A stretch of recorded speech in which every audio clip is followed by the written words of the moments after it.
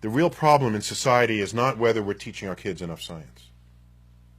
Because let's say we started that tomorrow. Does that mean everything's okay?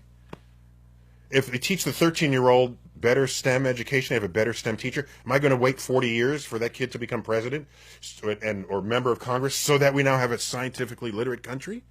No, I'm not that patient. For me, the real challenge, the real problem are scientifically illiterate adults. Adults are in charge. There are 5 times as many adults as there are kids in this country. Adults wield resources. Adults vote. Don't tell me, oh, let's fix the kids and everything will be fine. Fix the adults, then the kids will be fine. My field, astrophysics, may be at this point the only academic field where what I do is not counted against me.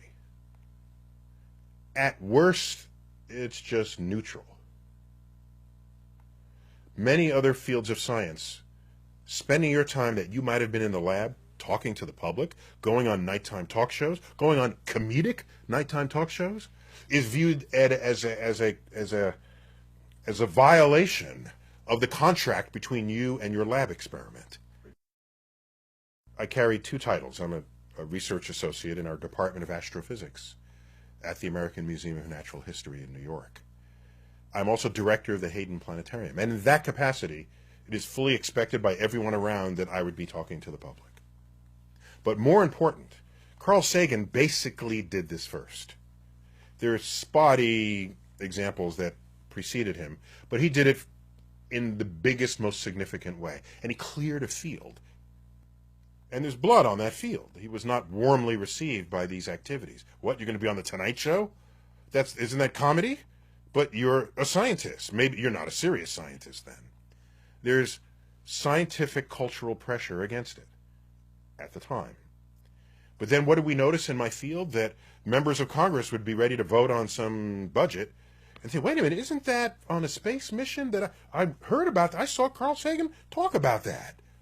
Is that what you're my constituent? Is that what you were telling me? Yeah. Oh my gosh, let's do it. And all of a sudden, the tide waters rose for science funding. Members of Congress came to embrace the methods and tools of science and the fruits of its discovery. If you feel strongly about your religious philosophies, I will have nothing to say about it, unless you want to change the curriculum in a science classroom.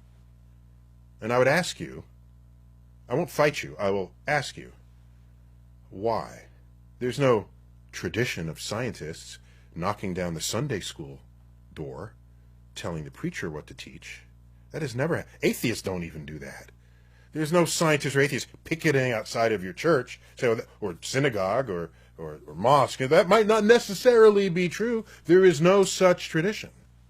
So what is the motivation to try to take a religious philosophy and influence what goes on in science? You can get up enough people to influence school boards. Okay. Again, I'm an educator, so I'm here to tell you the consequence of that. If you substitute religious philosophy for science, there will be a generation of people who will not understand what science is. And they will be intellectually crippled from contributing to what the centuries have demonstrated to be the most efficient engine of economic growth that has ever been devised. And that is innovations in science and technology.